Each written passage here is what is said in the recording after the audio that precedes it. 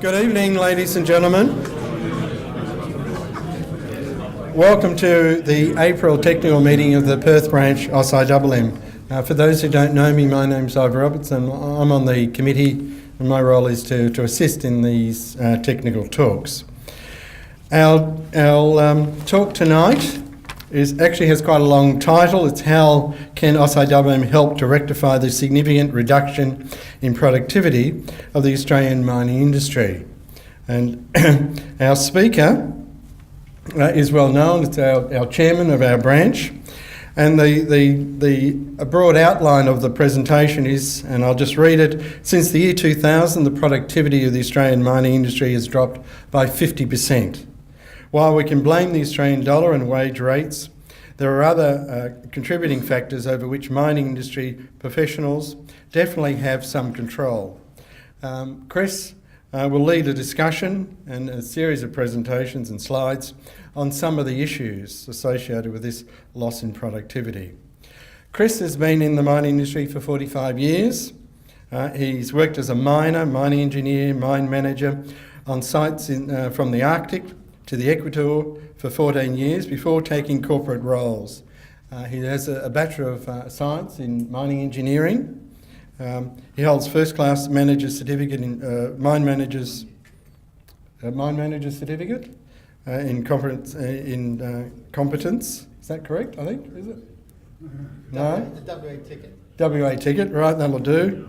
And he's also a member of the Australian Institute of Corporate Directors. He's the current chairperson of the Perth branch, and he has been since 2008, and he's also a director of AusIMM since 2012. So would you please put your hands together to welcome Chris to the podium.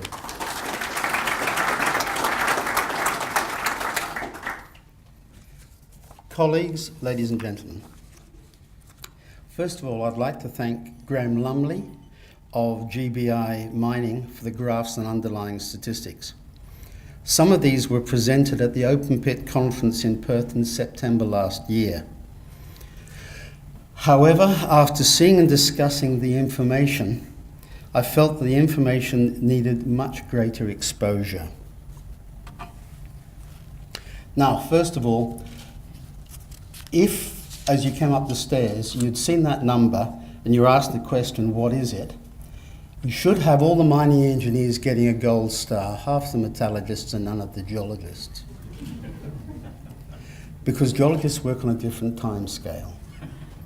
But mining engineers will all tell you that is the number of hours in a year. Okay? That's what we're talking about tonight. It's hours in a year. The presentation tonight isn't going to be fancy. It's going to be cheap. Okay. AusIMM, Australia Prosperity. Contrary to some politicians' opinions, the mining industry does make a significant contribution to Australia's prosperity. I won't read it all to you, but it does, we all know, we do contribute an awful lot. Now, the interesting thing here is, though, that the Australian Bureau of Statistics has come up with these graphs which show that since the year 2000, the productivity as they measure it has dropped from 135 to about 70, whereas the rest of the world, the rest of Australia, hairdressing and cappuccino making, and the US manufacturing and US, they've all stayed up here, but one that's gone down is Australian mining. Now, some people have, national and industry leaders have made long speeches, particularly Saul Eslake. Hands up all the people who sat through a Saul Eslake 150 slide presentation. Yeah. Anyway, so they're all saying the same thing, though. They're saying it in very cleverly, Glenn Stevens of the Reserve Bank and the Saul Eslake. So why here, why now, why us? Because we're AusIMM, the brains of the Australian mining industry. Because this is a critical this is of critical importance to the prosperity of Australia, because we can make a difference and because we care. Okay, Lumley made his own index up. Now, all the ones that from Glenn Stevens and all the clever economists like Saul Esley, they include the Australian dollar, US dollar exchange rate, they include the price of labour. But when it comes down to it, this has got nothing to do with that at all. This is to do with, it's really to do with buckets and buckets. A bucket, a shovel bucket, and a bucket when it's a truck body. So this is an index he made up, which was just looking at the productivity. He made up his own sort of synthetic index. But forget exchange rate, forget wages. It's not the equipment's fault. It's operations, it's maintenance, it's engineering, it's supervision, it's management. Graham made this up from 5,500 truck years of information, 1,000 dragline years, 450 excavator years. These are statistically significant quantities. More than half of it, in fact, near 70% of the equipment he's looked at is coal mines. That shouldn't be a cop-out for us, because that still means there's about 30 or 35% which is hard rock. There's nothing in any of this information which suggests that coal statistics are less efficient than hard rock.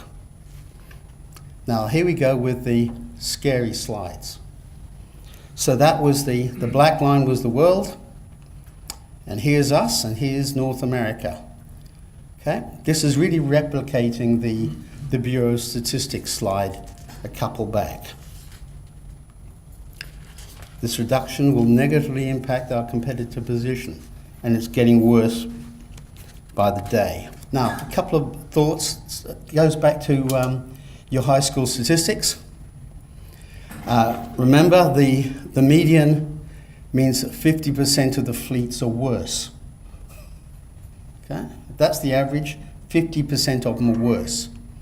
Best practice is actually best, not theoretical. Theoretical is actually higher than best. Okay? Here we have world's best practice and the median. So you can see there's a hell of a lot of, so for every good one above the line, there's other people below the line. What it actually means, though, is there's an awful lot of opportunity, call that opportunity there, for any operation to get in. Now, what is used here is tons shifted per cubic metre of bucket capacity. These are, that's 300,000 tonnes per cubic metre. So if you've got a bucket which is a 10 metre bucket, it means that you're moving 3 million tonnes a year with that bucket. It's a way of, it's getting away from cost, all it's doing is just looking at how many tonnes does a shovel shift in a year. Same for trucks. Okay, once again, you can see that there's lots of opportunity. This is tonne kilometres per tonne of nominal capacity. So with a 777, what's the nominal capacity of a 777? 92 tonnes. Sorry? 92 tonnes. 92 tonnes. Okay, there we go. So, and whereas a 797 or a 793, 200 and something? 220. Okay. So all it's doing, it's bringing them back. It's taking the number of tonnes that actually shift and dividing it by their nominal capacity. But once again, you can see the difference between median and best. So we say, okay, this is worldwide. So why is that relevant to us? Well, title of this, comparing the average Australian productivity to other continents. Here's the start of the scary slides. Okay, so here we have Africa. Good news, folks, we're better than Africa. Bad news, folks. So green, we're at about 200,000 tonnes per cubic metre capacity. That's around number 200. In Asia, they're about 450.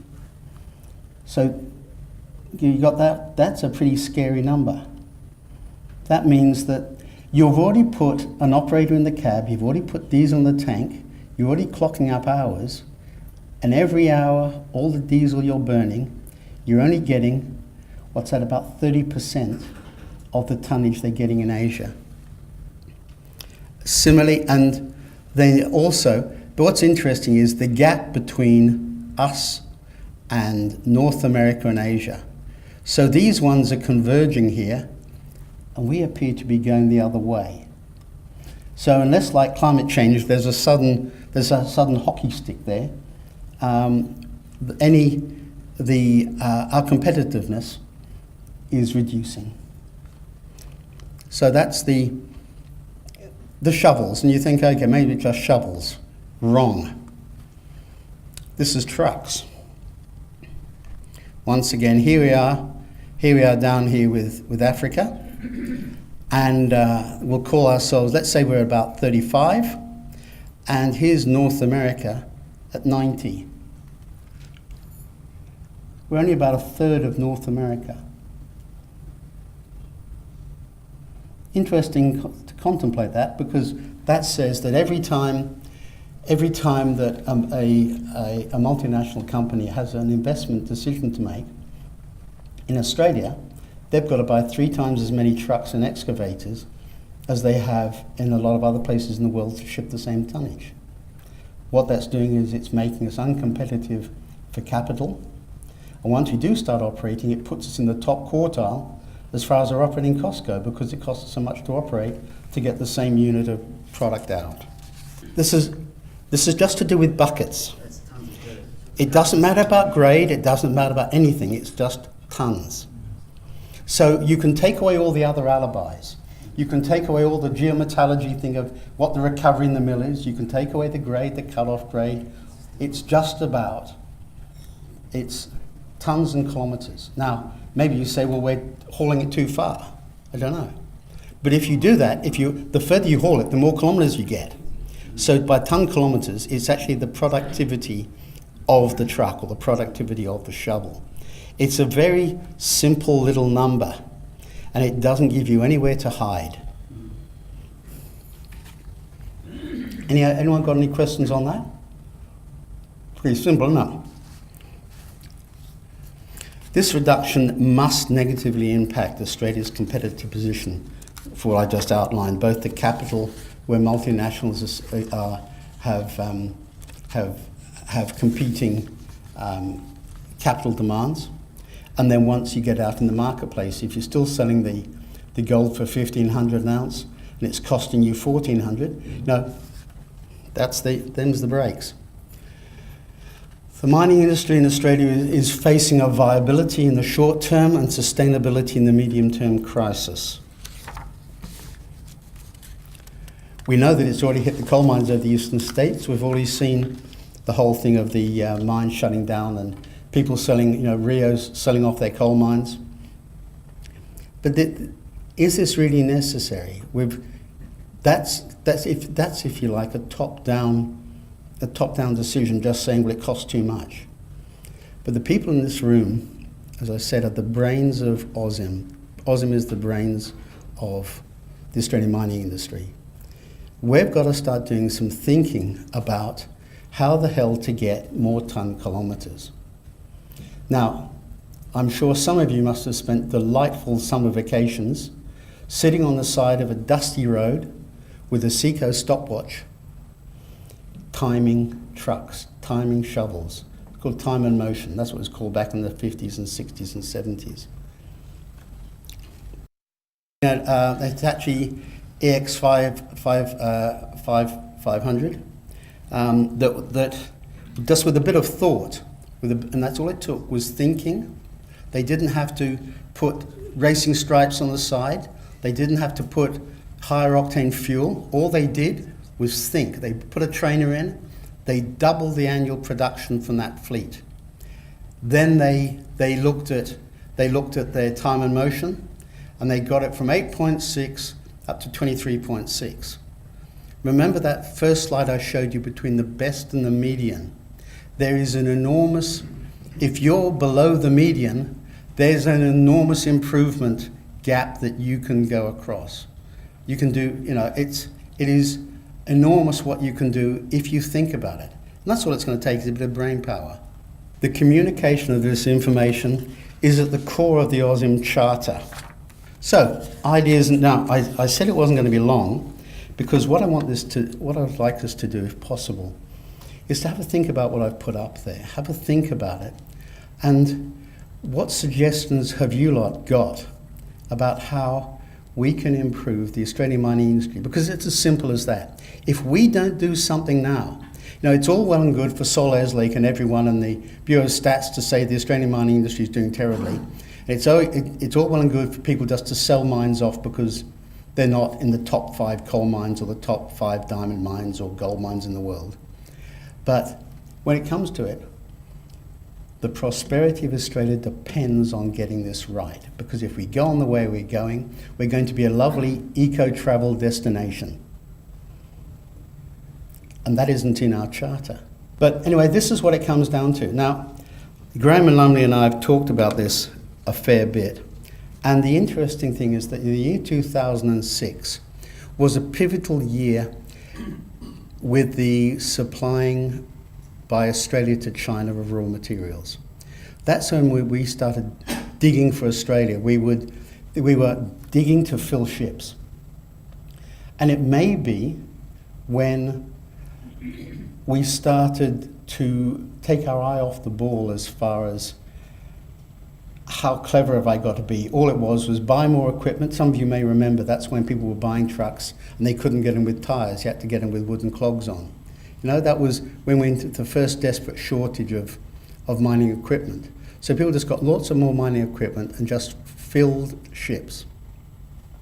At the same time, they're expanding lots of operations, and they may have promoted some mining engineers into positions they may not have been through the school of hard knocks to get to, and they were just told to dig like shit, and they did. And they may not have had the experiences that some of us in this room have had of going through really tough times where we've got to make every cent count. At the same time as those people were promoted into those positions, it gave them a much stronger negotiating position with their employer. And where 6 or 7 years ago, some rosters were still in those days 14/7 or 2-on-1, slowly there was the ratcheting up from 14/7 to 9/5 to 8/6 to 7/7. Now the problem is when and I'm sure most of you will have worked a 14 on, 7 off, and it's bloody boring 14 days on. So when you get on site, there's 2 sets of work to do. There's the immediate and the important. So the first couple of days you sack that bloke, you pay the subcontractor, you sort out the catering contractor and the 2 blokes who had a fight in the bar the other night. So you get across and you do all the immediate jobs. And in the second week of that 14/7, you do the important stuff. You start thinking.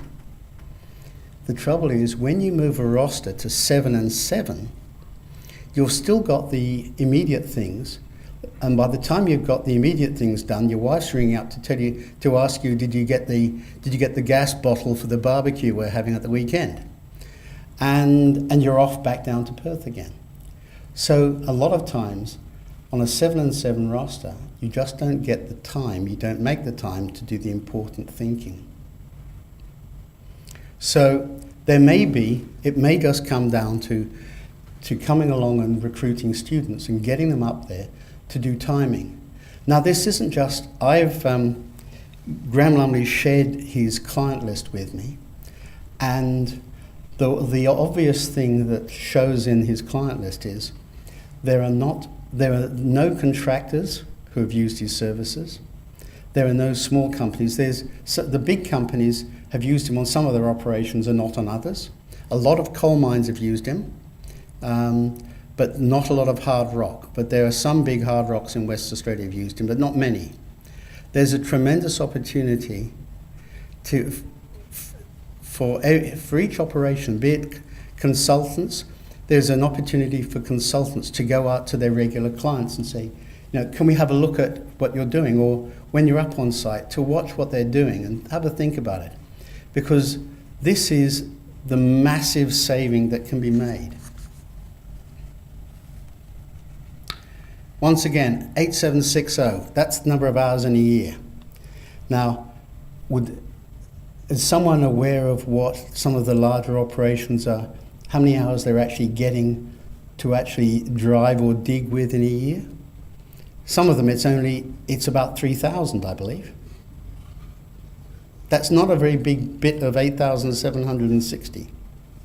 It's interesting, there was a large copper underground mine on the other side of Australia, which was being developed, and someone was asked to do a review of their capital. And he went back to them and said, well, actually, you need an extra 30% capital. And this is after they'd gone through the whole thing. And he explained to them that they were looking at their productivities, the way things used to be. And he said, but in the last 10 years, your productivities have slipped so radically, you need 30% more capital equipment. So for every million tonnes, you've got to have this many more drills and this many more boggers and this many more everythings. So it isn't just open pit, it's underground as well. The other interesting thing that happened in about 2006, and I know this is farting in church, but the other thing is health and safety. There is a clearly defined statistic that the safest mines in the world are the most productive. The interesting thing is the corollary, the reverse of that, isn't necessarily true. The safest mines are not necessarily the most productive, but it is true. There's something like an 80% correlation factor that the most safe mines in the world are the most productive. So you don't have to forego safety to get production, but you shouldn't chuck production out to get safety. Because if you do, you get safety, but you get safety that people can't afford. So these try and cut other corners. Whereas if you get the productivity up, then safety will come with it. Chris, is there any analysis on how many of these mines are owned and operated and how many No. And statistically, it doesn't matter a bugger. Because that's why there's opportunity here for the contractors. There's opportunity here for owner-operators and for consultants. It's across the board. Most of these mines in these stats are, most of them are owner-operated. I think most of them are. But I didn't look that deeply into them. Because when you have 5,500 truck years, that's an awful lot of truck years. And it's an overwhelmingly large sample. Has the AusIMM considered producing some kind of generic guide? I know every site's different, so top 10 areas to consider on improving cycle times to get people on site starting to think. The reason I'm here tonight is I took this to the AusIMM board 2 months ago, and they didn't want to offend the corporate members. Okay? The other people's perceptions, the mining engineers in this room get it. Some other people may not get it as we do. Maybe make a generic guide that says, here's the kind of things you consider, preparing your trucks and your shovels. Sure. And the AusIMM is going to do some things. They'll probably have some of Lumley's stuff in the bulletin. The trouble is that's all too passive. We have got to do something about this, and we can't assume everyone else will do it. Every mining engineer in this room who has a direct connection to a mining operation, there's opportunity. The week after I started doing this with the board, I had a meeting with the world's largest mining company because they had just changed CEOs, And someone sent me a lovely little sheet of paper which showed that every time we can save $1 a tonne of iron ore, we can make $1 billion. So I said to the BHP people, how about we cut a deal and I just get 30% of your savings? Because that's where the numbers are. That's where the numbers are. If you can save, and no one should be saying, I'm the best. Now, a lot of you will know Alan Trench. Alan Trench gave a talk about 10 or 12 years ago called the fifth quartile. Now, as I'm sure a lot of you are aware, you can't have a fifth quartile. He said you bloody well have to have a fifth quartile, because he used to give a talk to exploration general managers, and he asked them, where are you in the quartiles? Are you bottom, middle, top? And they were all in the top quartile. They were in the fourth quartile. So he said, well, bugger that. We've got to have a fifth quartile to sort of even that out a bit. And it's the same with these sort of statistics. Everyone will say, no, we're the best. Well, if you're the best, the bloke sitting next to you is not as good. Because half of the ones in this room are below the median. And by the way, 80% of the people of the operations in the room are below the best practice, or 90%. Or 99% are below the best practice. And that's where we should be targeting. Isn't the median, it's getting up towards that best. And that's where the opportunity is. And it doesn't matter what the operation, if you're a contractor, for a contractor to be able to go back and show massive savings, because you've done some thinking. Because just because you've got a job to shift, 50 million tonnes a year, and you're doing it, and you're on a cost plus, but if you can go back and you can do it smarter, you can save costs for yourself. If you're on a profit share with the company, everybody's a hero. This is using our brains, not just tramping people, not just buying more equipment. This is using a little thing called a Seco stopwatch and a pad of paper and the cheapest thing on the planet, a vacation student. Huh? And we've got lots of them. I assure you, we have lots of them. Down at Curtin, there are hundreds of them. And they would kill to get a job on a mine site. And every mine site in WA needs them right now to go out there timing and trying to understand. It goes back to what every mining engineer was taught at university. Time and motion, how much to dig. And we'll all say, oh yes, we've got a wonderful system. Well, someone hasn't. Someone hasn't. And however much we try to kid ourselves, these numbers, these are just pure numbers. They're not emotional. It's not on the Australian dollar or the grade or the mill recovery or the grind size or the wage rates for a truck driver that everyone raves on and on and on about. Well, if you're putting a truck driver in there at 150 grand a year, you should bloody use him. And that's what's not happening, is we're not using them.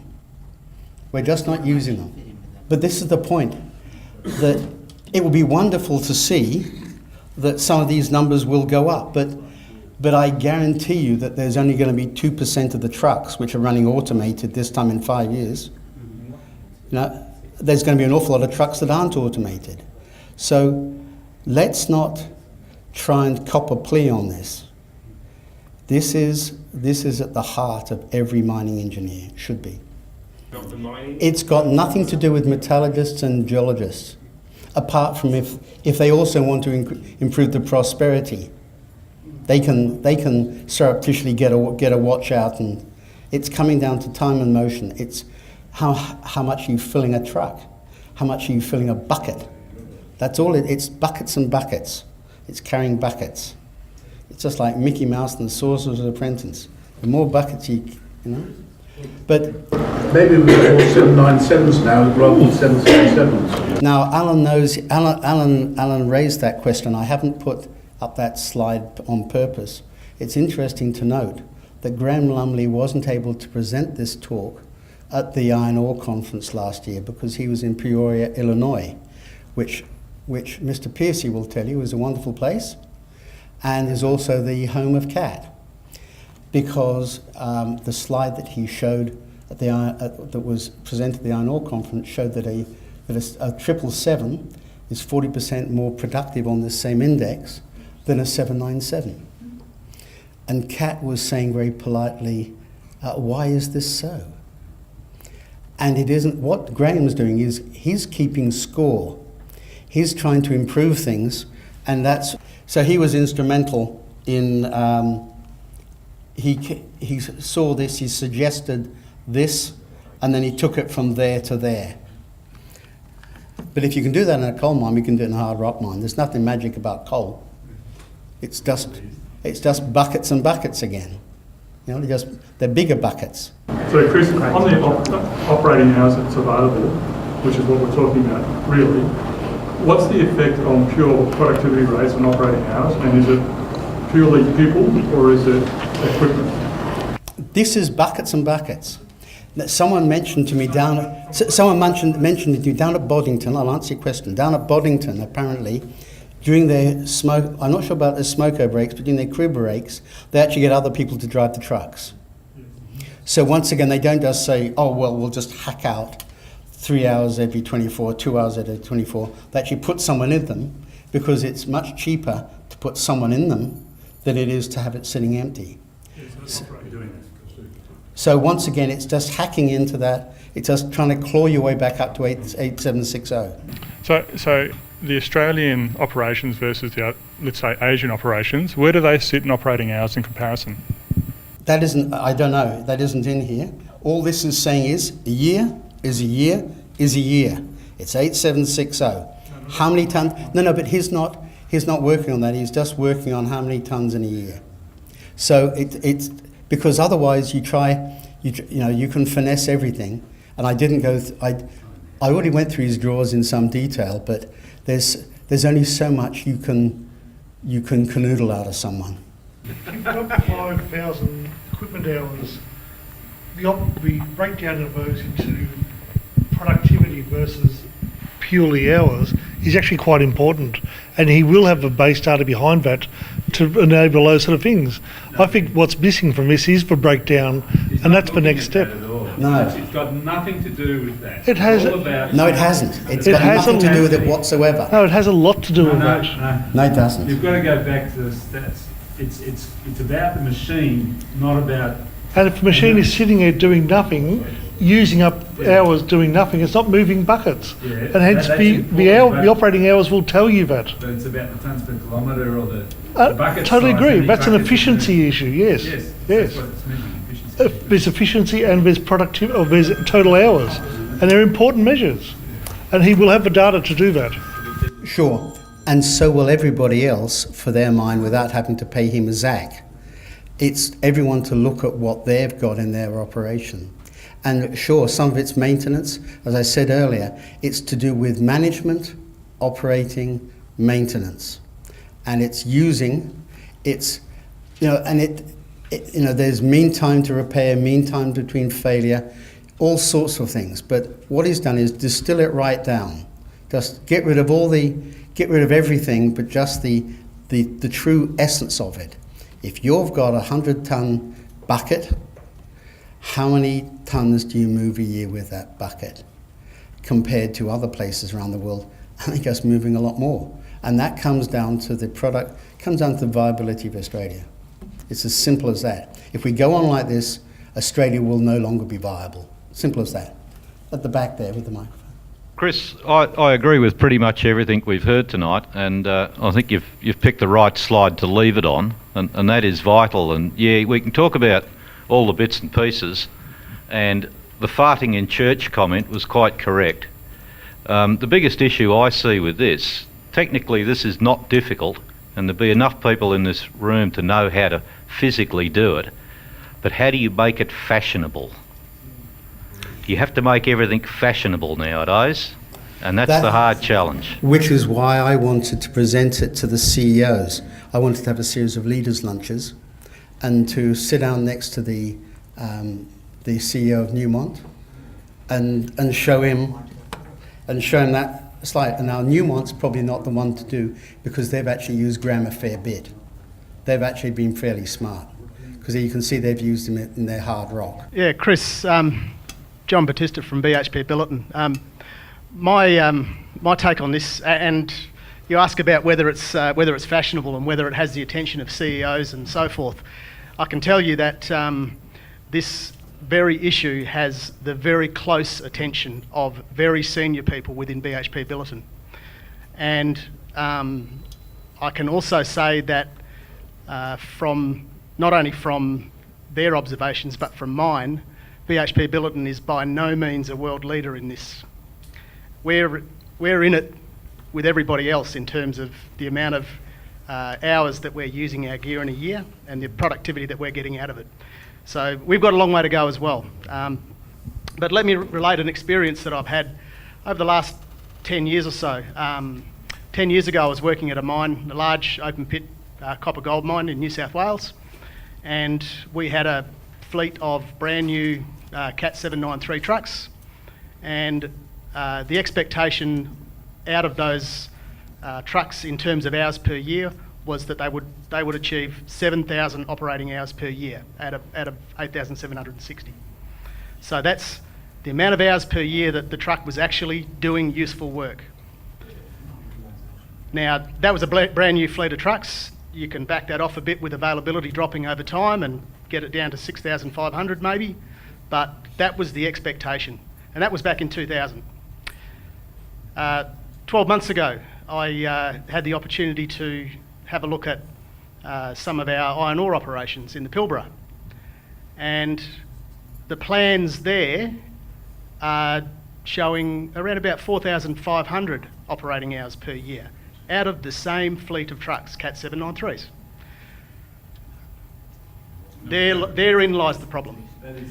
So it's not just the standards have slipped in terms of utilisation, and it's also, as the gentleman before was referring to, it's also about productivity. It's also about what you do with those hours as well, and that comes down to operator training and efficiency and so on.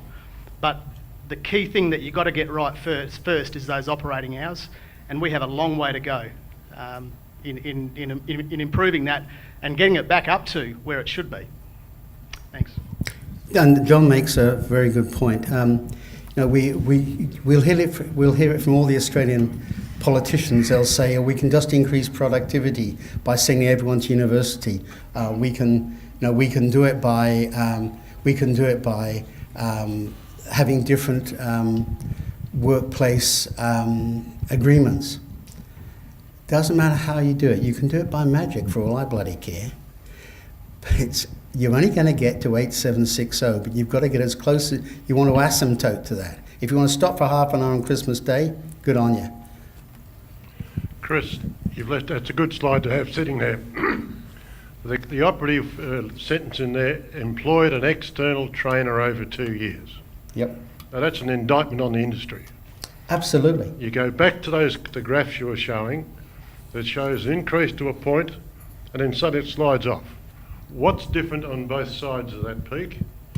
And I suspect there's a couple of things happened. One of them, we got into shareholder value and it started to take traction. If you weren't productive, you didn't have a job.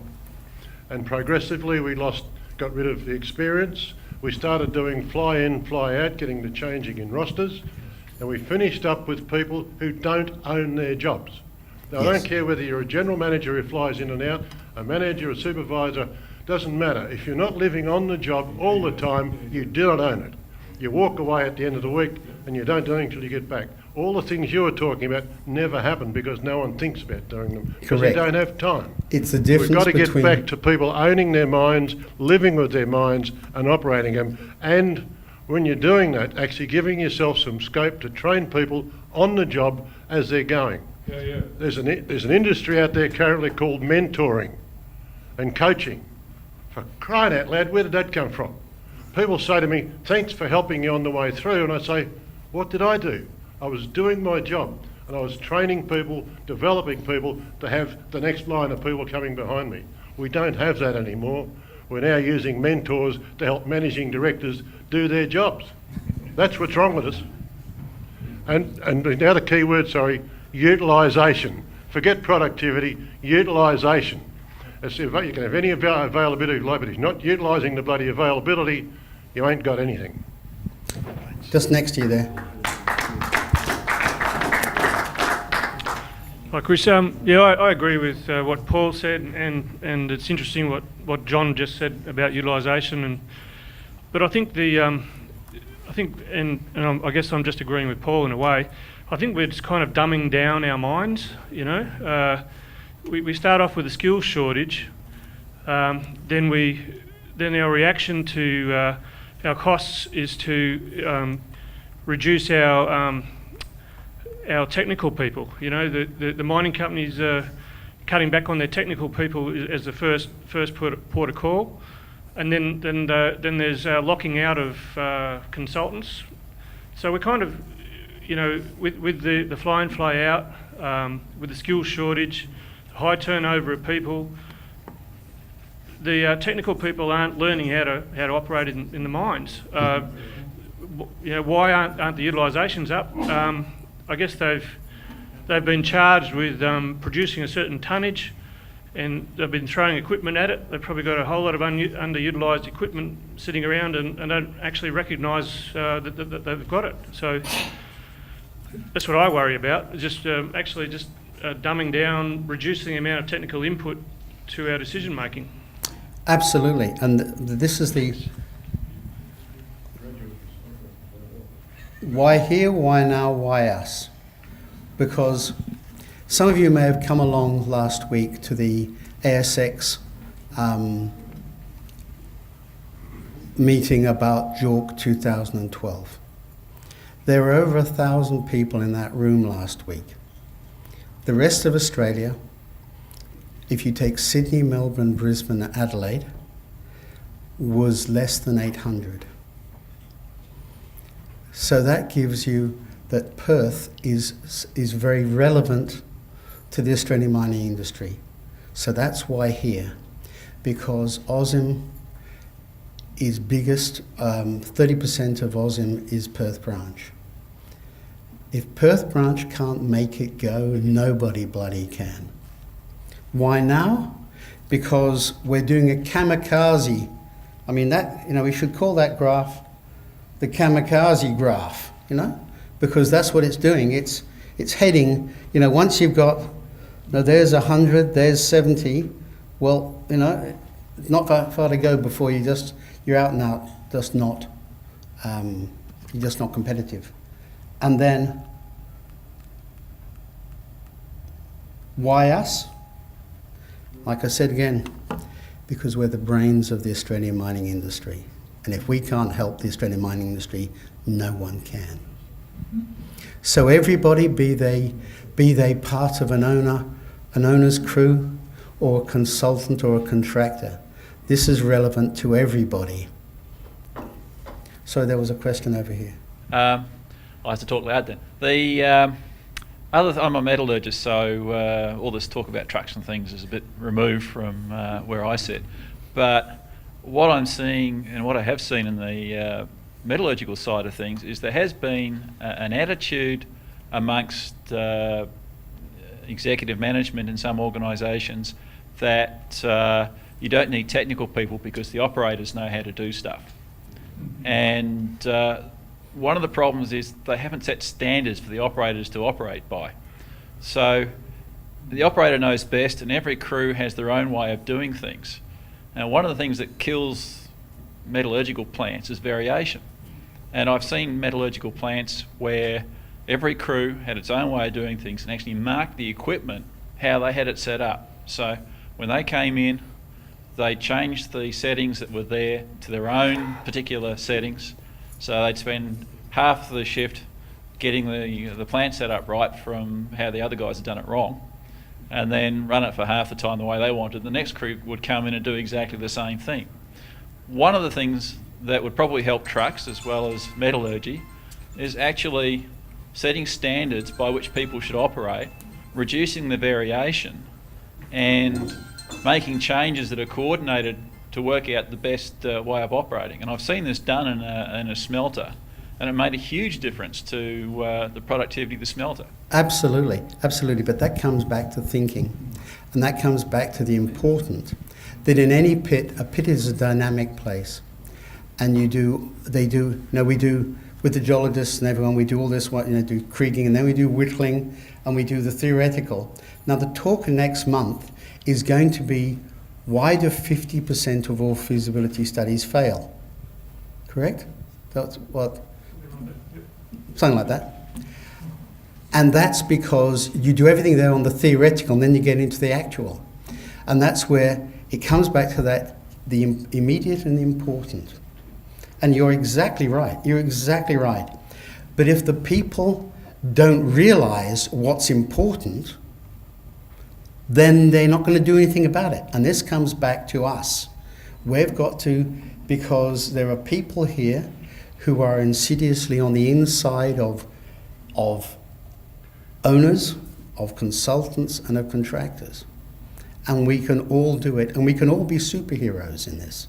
There is a business opportunity for lots of people in this, because, well, the only people there isn't a lot of money for is people like Lieber and Cat, because I remember back in the early 80s when Tom Price took delivery of 24 lecture halls, and I started pulling them out of the fleet and parking them up, and we parked up 6 of them, and we were still hauling the same tonnage, just they weren't getting in the way of each other. Right? And this could be a real classic, when you start, if someone starts getting clever, and they start thinking, holy shit, we don't need that many.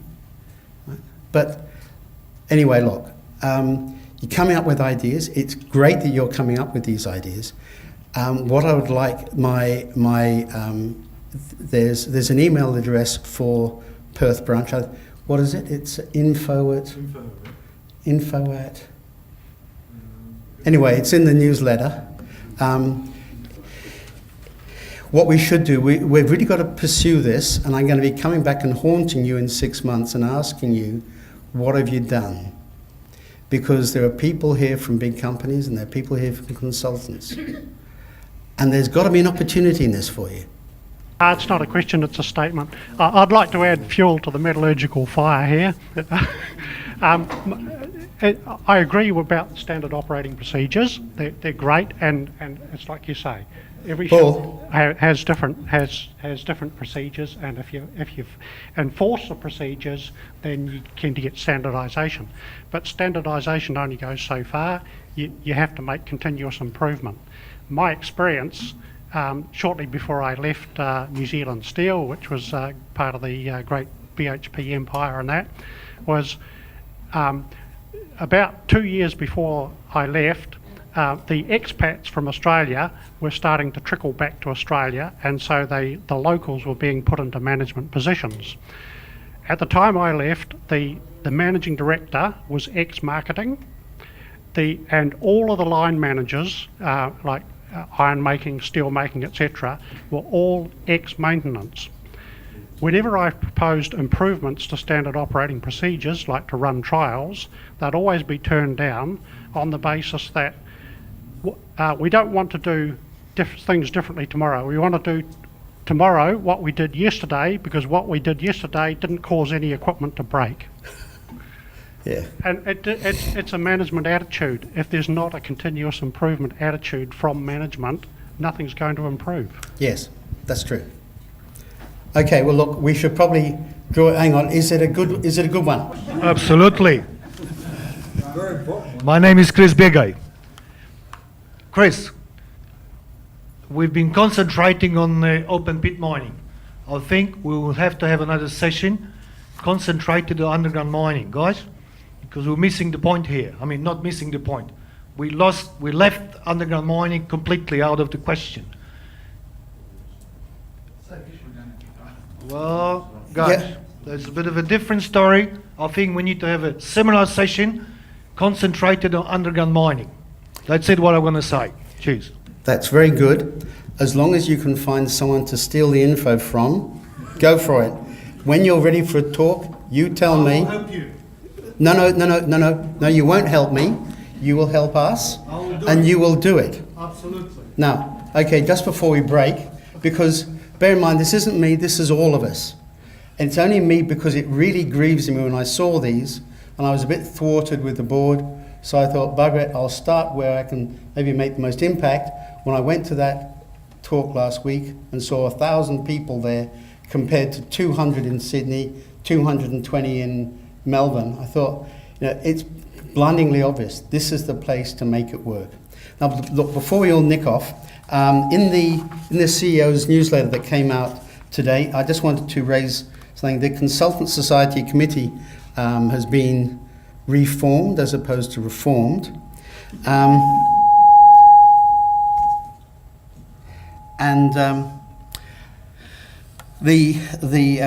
There's been a grand job of board stacking, I think, going on, because out of the 13 people on the consultants board now, we have Colin Roberts, who's Perth, who's an independent consultant. We have Melinda Robertson from Perth Coffees. We have Ivor Jones from Perth Snowdon. We have John McDermott from Rungy Perth. We have Alex Atkins from Optiro Perth. And we have Trivendra Naidu from SRK Perth.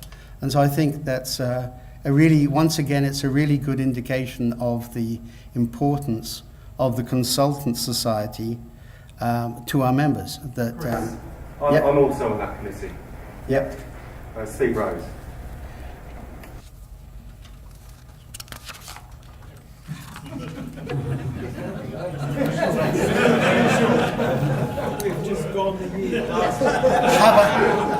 Have a look at the newsletter. Down, dude. Down. He's done it for. Oh, there he is. There you are. Come off the bottom of the page. No, he's got a very long surname. Sorry, yes. CSA Perth. By God, everyone's represented apart from... Who isn't there? You've got... AMC, yeah, that's the only one. The only ones who didn't get a Guernsey. But look, seriously, congratulations. Sorry, Steve, I didn't... Your surname... I had all the other ones, Perth in a line, apart from yours is right over to the right. But yeah, so it's a great effort that Perth is going to be the powerhouse behind the consultants, because it means you can all meet and physically rather than teleconference. We still meet in Eastern Standard Time, like that. We'll have to change. Well, you've now got a majority, so you can... Best time to have it is at 5:30 Perth time. They hate that over there. Sorry, Ron Manners. Sorry, we have a guest amongst us, Ron Manners. I just want to make sure that somebody is going to thank Chris. That was my role. Well, Chris, can I thank you on my behalf? And this guy sitting on my right is Dylan King, who's from Sydney, and he's running a conference in Perth on mining productivity and competitiveness for the next 3 days at the Pan Pacific Hotel. It only costs you 50 grand for the presentation. But I think we got tonight the nuts and bolts, and I think in the next 3 days we're going to get the high-powered politicians and the industrial relations people, but I think this is central to what the whole conference is about. Absolutely. Thank you, Chris. She's in China. She can't come. We may conclude there. Just a reminder, next month, the 13th of May, we've got wine feasibility studies fail, and Bruce Gregory will be giving that presentation. But I'm quite sure you'll all agree with me. Chris has given a fantastic coordination or presentation. And it's really only the start of a journey. It's a real, those graphs are quite an eye-opener, especially that previous one where we just head straight down. Yeah. And I think you've invigorated all of us to actually do something about it. So would you please put your hands together to thank you.